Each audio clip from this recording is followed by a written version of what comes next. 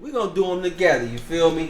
Now check it out. First, we're gonna start this how we start them all with the beautiful artwork in the back. We got some transparent, you know what I'm saying, things going on, man. Flipperooski. How the art looking for the definitions? Where we at with it? Where we at? What type of environment we in? Like a library of such. Oh yeah, gotta get that knowledge. That's where you gonna get that knowledge. Yeah. Learning. Facts going on. We talking definitions. I'm talking definition. Now this right here, I advise you to take your time. Don't be no fool. You know you gotta go to school. And that's the first thing you gotta do in this right here. Even though it's the fourth video or audio or episode, whatever you want to call it, this is the heart. This is the most important part. Comprehension. You know, financial literacy, they say, is important, right? Yeah. Which word is the most important, though? I have a question. Which one of these words can you get without the other one? Finance, literacy. Can you get finance without literacy? Can you get literacy without finance? Let's ask the question. Can you get money without understanding shit? No. Because that's what literacy means. No, okay. Can you get to understand some shit just from having money? No. You can't buy understanding. No. You can pay somebody to teach you, but when you get it, you're going to have to be understanding. Money didn't get it. Right. Your mental faculty's going to have to activate. You see what I'm saying? Right. And that, y'all, the source of wealth stems from knowledge. And you can buy access to data, but you can't buy the capability of comprehension and having literacy, understanding, being able to speak it back. And the first part is knowing what words mean. That's why we're going to spend a lot of time on this. I want you to not only read each definition, but then you talk about each definition a little bit, what you just heard. Just a little bit. And move on to the next one, y'all. We're going to do 2 pages. We got Alex here. It ain't too long, but it's very strong. Alrighty, so the first definition we got is value. That is a measurement of economic worth of a person, place, thing, or idea. Keep track of the recording. If you start another track. Alright, you got it. So to me, that means, you know, is to basically determine what anything is worth. You know, everything has some kind of value. Ideas have value.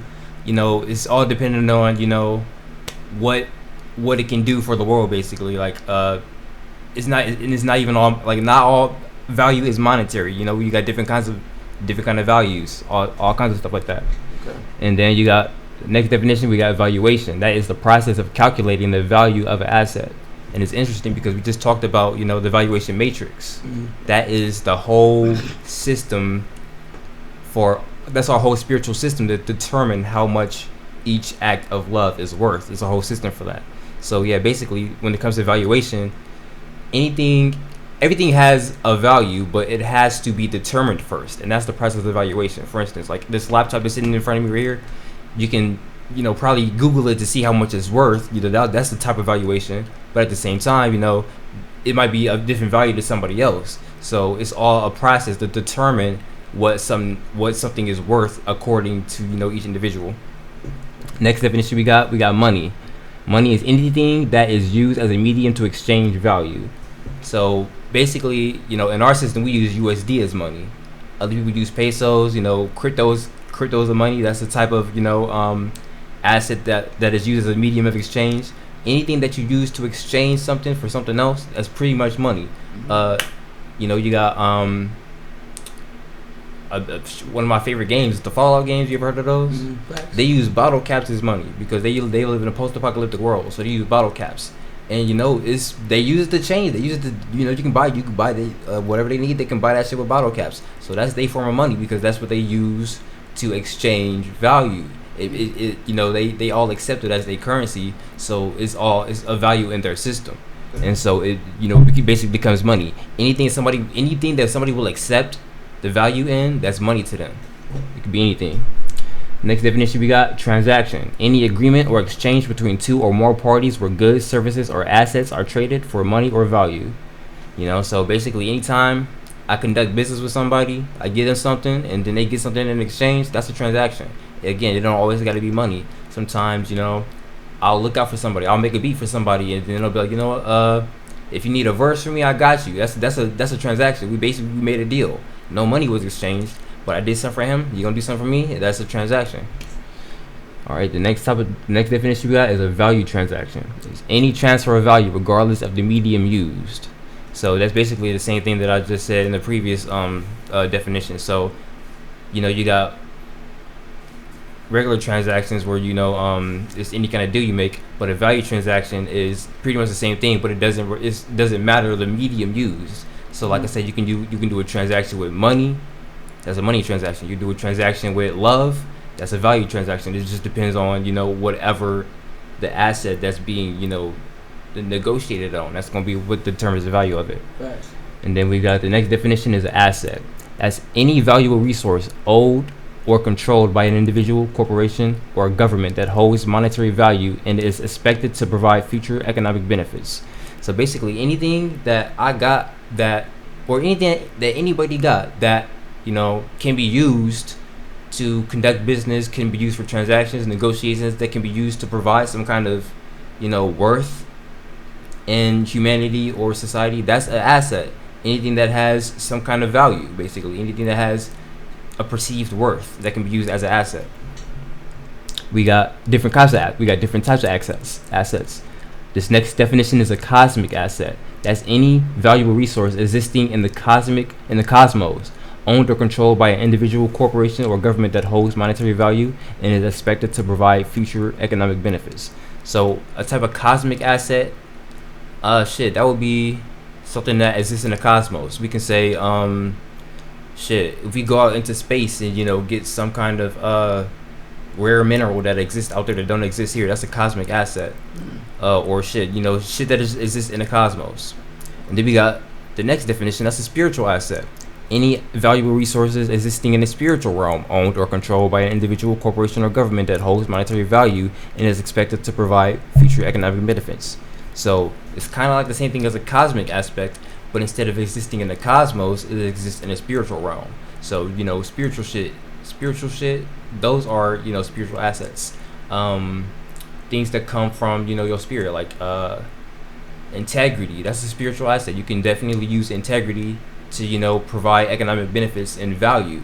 Love, that's one of our core principles. That's a spiritual asset. You can use that to provide economic benefits. So anything that comes from the spirit that can be used as an asset for economic growth and benefits is a spiritual asset.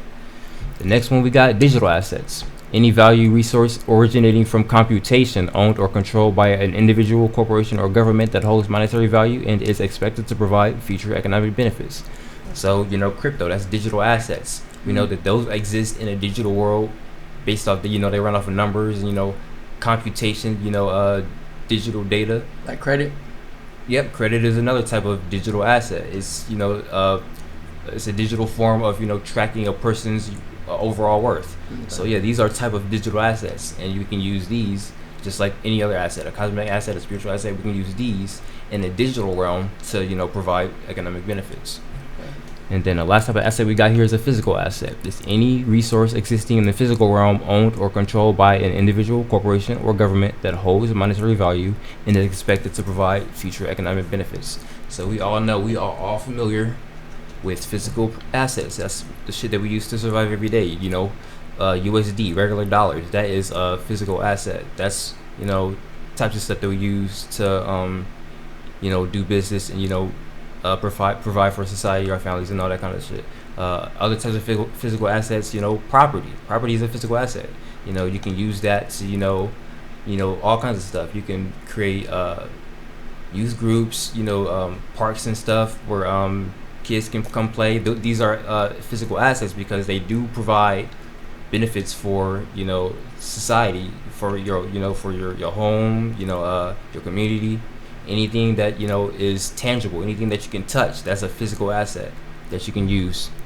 The next definition we got a note. That's a promise to pay a specific measure of value. So basically, a US dollar, that's a type of note. If I got a dollar bill, that means that this is a promise to, basically a dollar is a promise that whoever I give this to is now in possession of a single dollar. So the note is, whatever's on the note is the measure of its value.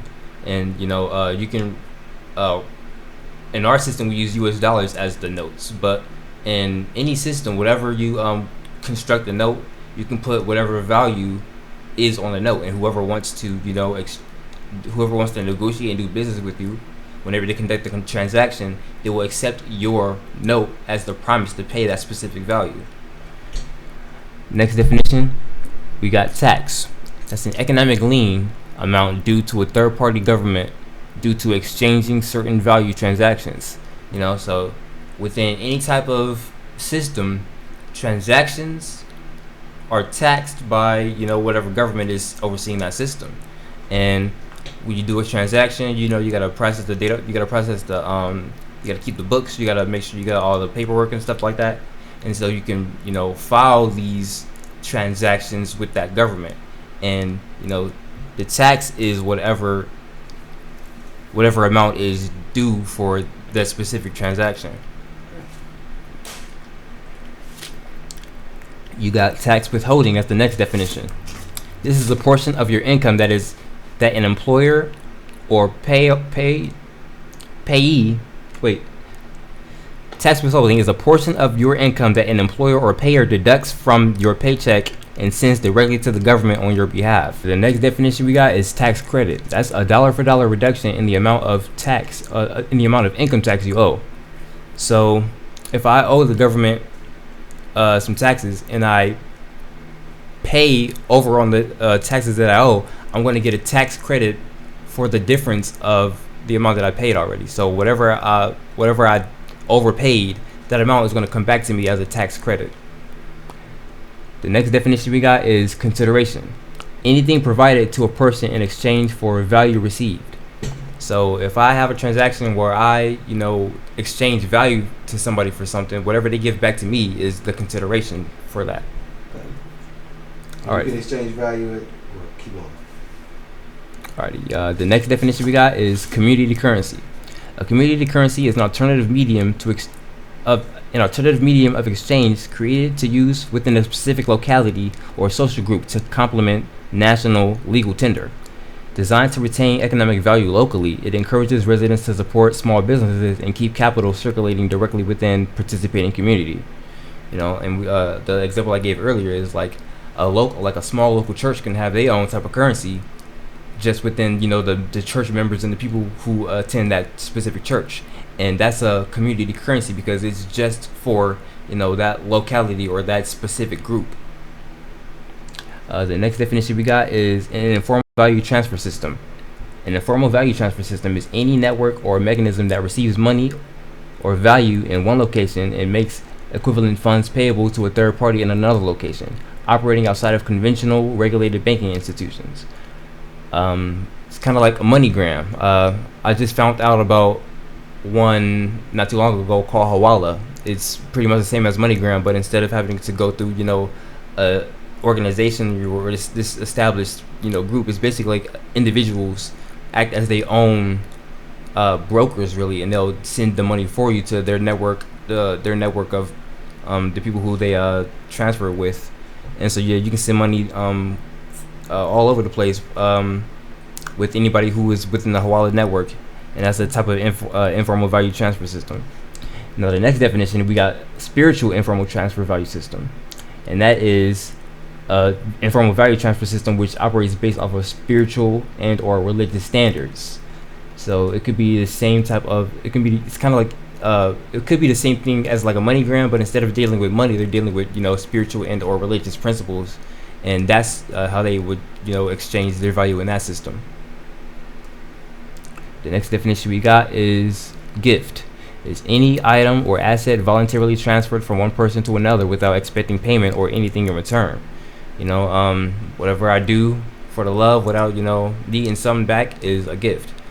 Facts. Now, We're going to conclude the rest of the definitions on the next track. So just know, we done just went 3 for 3.